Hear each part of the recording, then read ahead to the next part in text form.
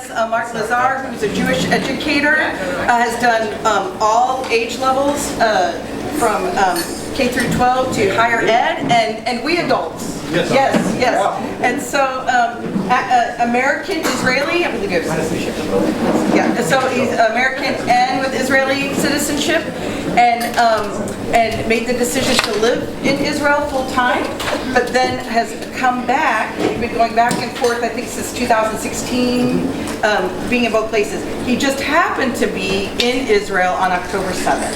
So he's going to share a little bit about what that was like as a human, and then the work you've been doing since, and the conversations you've been having. I was lucky enough to be invited and take part in a Zoom conversation with our friends at Hafanesh, and I was really moved by the words of Mark. So I said, "Can you come and be with us?" And so he's like, "Of course I can." So let us welcome Mark Lazar for conversation. Thank you for inviting me. I'd like to, if I may, kind of frame the talk with a story unrelated to October 7th, and end with something that overlaps a poem, and we'll do question and answers as well. So the story I'd like to share, maybe you've heard it before. It takes place in Jerusalem, before the temple was built, before Abraham goes with Isaac up to the Temple Mount, before Jesus did preaching in that area. So when it's all empty fields, and just fields, and the legend goes that one person owns all the land. It has two children, and the two children get along very well, and the parent gets along very well, and the parent passes on to his time. And in the will, all the land of Jerusalem, which is rolling hills, is left to the two children. And at harvest time, since they both own it, they decide to split it. One of the siblings is single, doesn't have a family, but the other sibling has a large family. And the sibling that's single thinks to themselves after they harvest that day, "Why am I keeping half the crop? My sibling has such a large family. My sibling needs it more." And in the middle of the night, the sibling that's alone loads up their wagon and brings it to their sibling's barn and unloads it. Well, the same night, the other sibling, the sibling that has the whole family, thinks something very similar.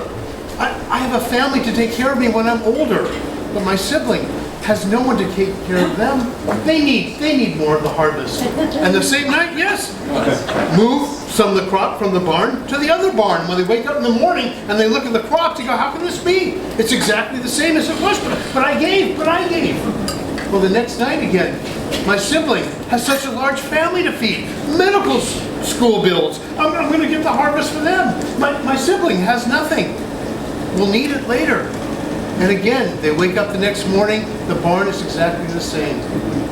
And it's said in this legend that on the third night, they load up their wagons thinking the same thing. And they bump into each other on this hill. And they realize what's been going on night after night. And they embrace each other. Tears of love fall down. And it's said that God looks at that place and says, "One day, this is the site of my holy temple." The idea of love of two siblings. When we go back historically, biblically, Abraham had two sons.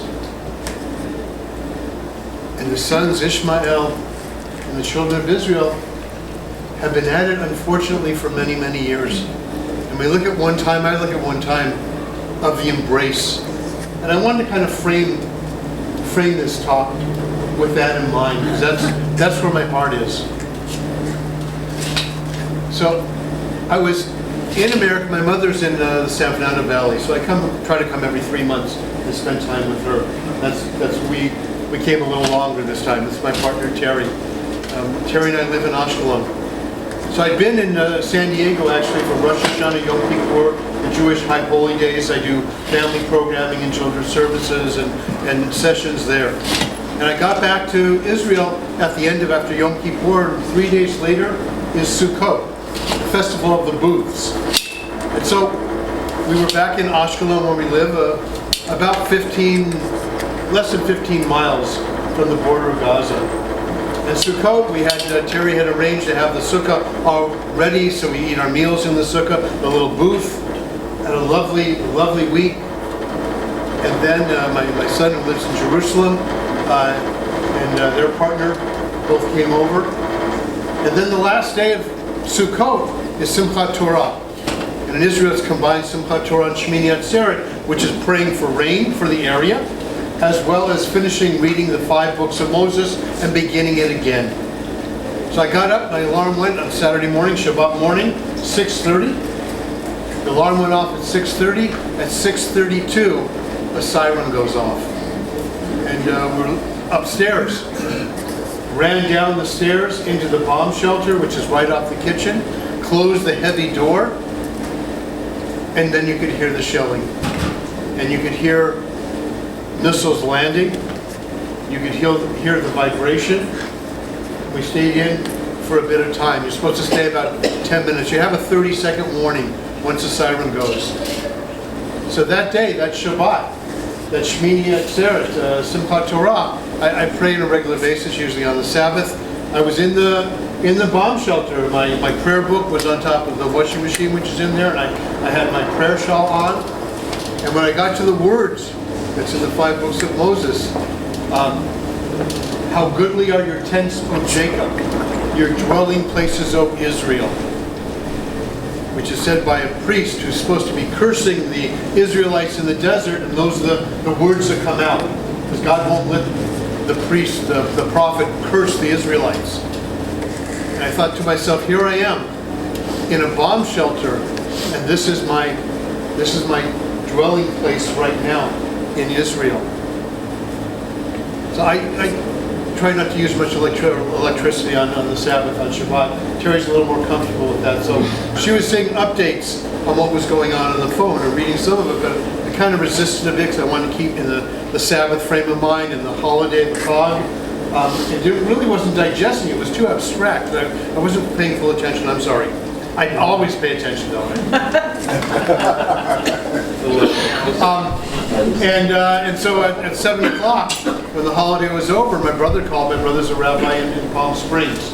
And he said, "Do you know what's going on?" I said, "Well, we were in and out of the shelter, and I know a little." He said, "Turn on TV. This is not normal. This is different than it's been for a very long time." And then with the TV on and starting to read on the phone and the computer what was going on, I was kind of taken aback. So I didn't know really about the Hamas coming in. I didn't really know as it was happening about 1,200 people being killed, or the taking of the hostages, the coming across the border, a terrorist organization coming across the border, going into settlements, to small towns, and besides the firing of missiles, coming in and terrorizing. And the terrorizing worked. For me, because we then that next week slept downstairs, because it was only about 10-15 feet away from the bomb shelter. One night we just moved it's a very narrow bomb shelter. We have a single mattress in there just to be closer. But also because it was too much at 12 o'clock to go in, wait 10 minutes, come back out, and went again 12:15, which is just easier.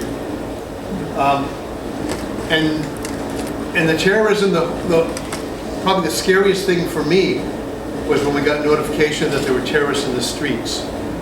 And that went on for a short period of time, although it went into other areas a little closer to the border.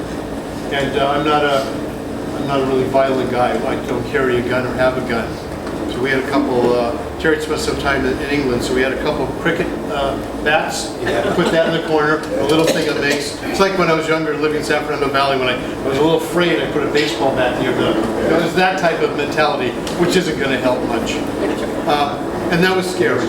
That was very unnerving. One time we got venturous and went to the supermarket. We had a good supply of food, but we wanted to get a couple other things. So we went to the supermarket. We thought it was safe. Got to the supermarket about 10 minutes away. On the way back, right in the middle, the siren went off.